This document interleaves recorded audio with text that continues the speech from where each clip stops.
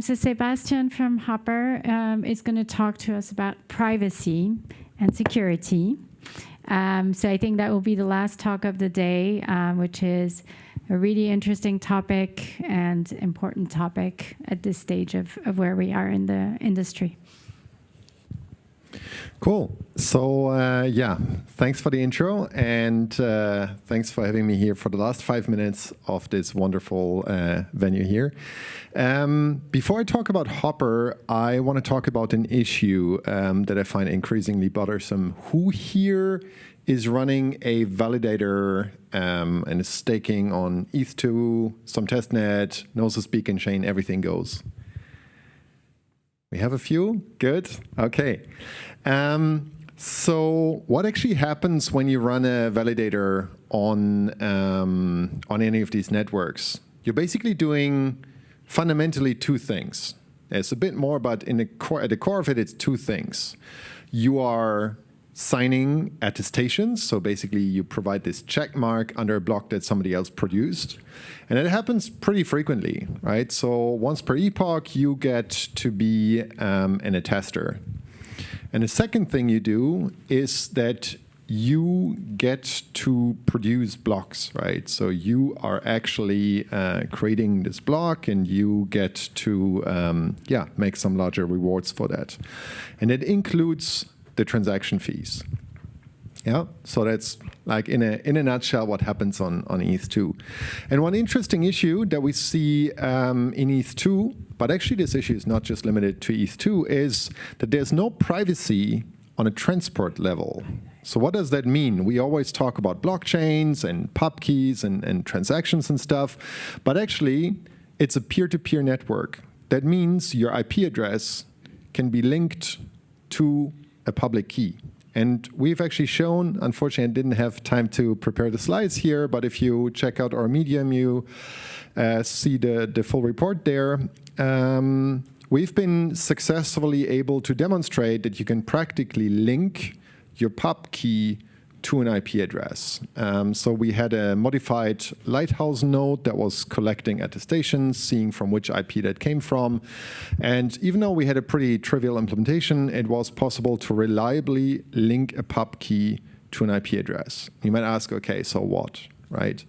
Well, here's a twist. After the merge, I can identify any of you who run validators at home, and I can do so ahead of time because I know who's going to be the next validator. And by doing so, I could run a highly targeted DDoS attack against your validator because maybe I'm the one right after.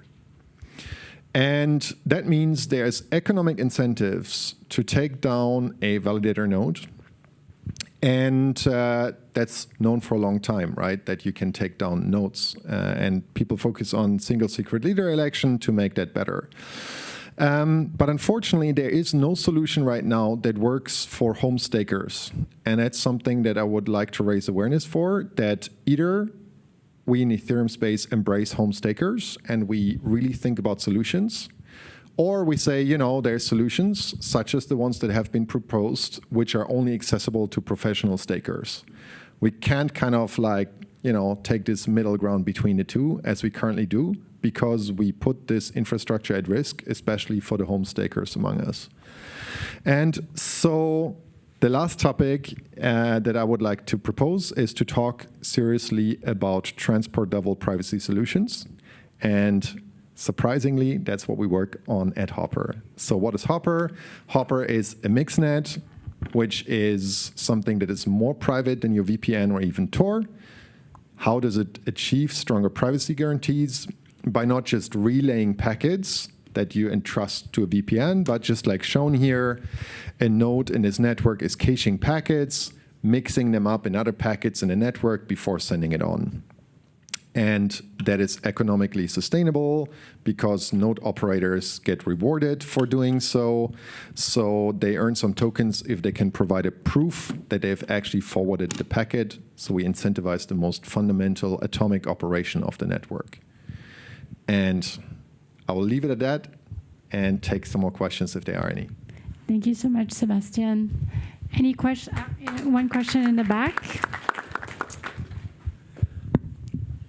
Just really quickly, could you expand a bit more on the advantages over like onion routing and VPN routing as opposed to this? Yeah. So basically, what is the trust assumption of a VPN? The trust assumption of a VPN is that the person running the server is not going to dox all your connection metadata, all your browsing history, everything. What is the trust assumption of Tor? The trust assumption of Tor is there's this multi-hop roots, right? So in Tor, you have 3 nodes, similar to the picture shown here. And the trust assumption is that the first and the last node do not collude, which is not very strong. Actually, you can run probably 100 nodes, and every now and then I can de-anonymize you. The trust assumption of a mixnet like HOPR is that there is one honest mix node along your path. So we can cycle paths much faster than Tor.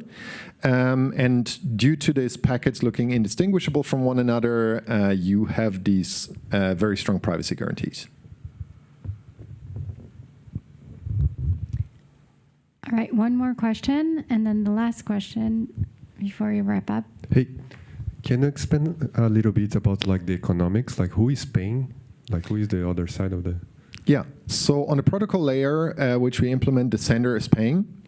On the application layer, that would kind of suck, right? Let's imagine you would build like a messaging app or whatever on top of HOPR. So you could map the traditional business models that we're used to in the Web 2 world, for example, pay per ads. And then, the operator is paying for the underlying tokens, just like, I as a WhatsApp user don't pay for AWS or whatever they're using under the hood. So yeah, I'm kind of curious to see where that goes. I'm personally curious about seeing Brave-like models where, I don't need to be onboarded to the Web3. Maybe ads pay for the underlying service infrastructure. All right. Well, thank you so much. We're wrapping up this day. I want to thank the organizers and maybe invite them to the stage, Molly, to close the day. This amazing conference that you guys organized. Thank you so much. Great. Well, let's...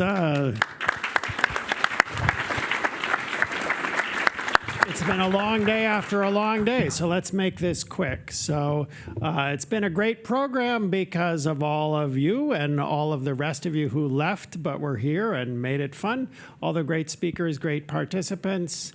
Thank Mooley, the other members of the program committee who made a great program. I think what you can all do is thank Kai and Lori on your way out to the right because they put in a huge amount of time and effort making this work. And let's thank the AV guys back there who have been here like all weekend. I think we bought them a few beers yesterday, but otherwise, we owe you something for hanging out here. Anybody else I should thank? It's been a great meeting. Let's do it again someplace else. All right. See you. Have a...